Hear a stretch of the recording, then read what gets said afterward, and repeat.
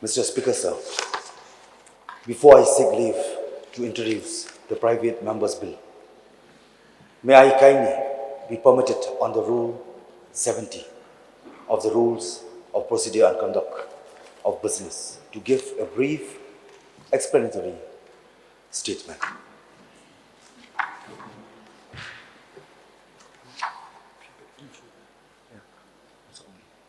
Yes, you may make a brief explanatory statement.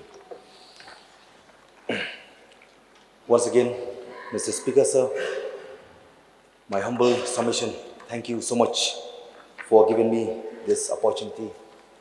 As well, all the honorable member in this August House, as we representing our own constituency, and obviously we have a big responsibility to take our state ahead.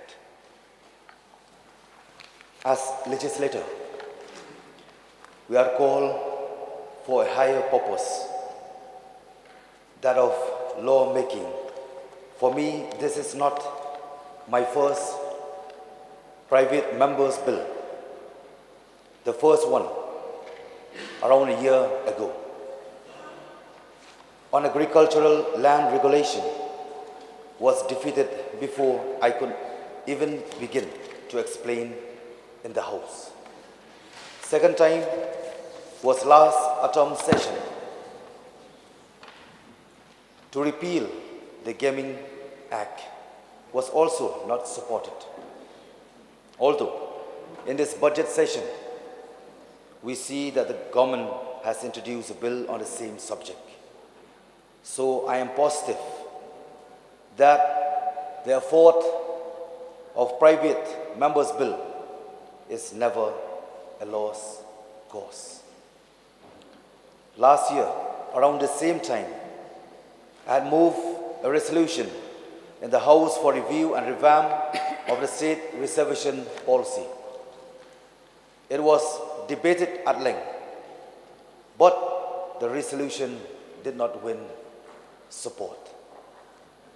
A month later, in a case before the High Court of Meghalaya concerning the state reservation policy, the Honorable High Court passed an order for implementation of the roster system.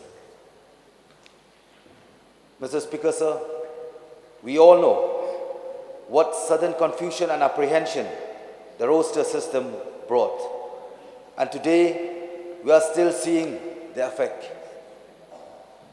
Besides quietly or loudly being unhappy with the roster system. As of now, we know a lot more that the state reservation policy is fraught with defect. The OM relates to job reservation alone. That is clear, and not to academic reservation.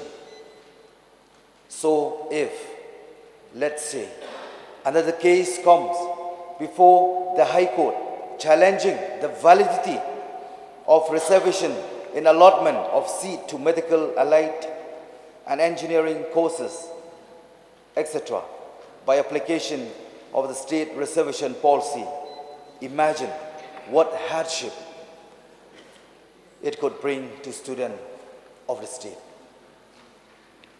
Hence, with a view to preempt any fallout of the legal defects of academic reservation being currently practiced by the state government, I implore on all honorable members of the House, cutting across all party lines and across all constituencies, to kindly lend support to this private members' bill, which is most essential for securing the academic future of the young people of the state. Lastly, please let us not fail in our responsibility and vision as a legislator.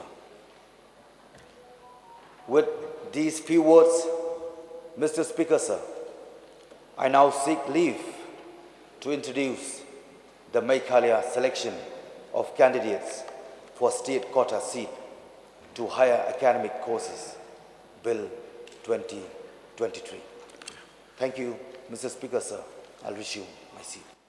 Now, under Rule 71 of the Rules of Procedure and Conduct of Business, I have allowed you to make a brief explanatory statement on the bill. Now, let me put the question before the House. The question is that leave be granted to introduce the Meghalaya selection candidates for the state quota seats to higher academic courses, Bill 2023. Those who are in favor say aye. Those who are in favor say against say no.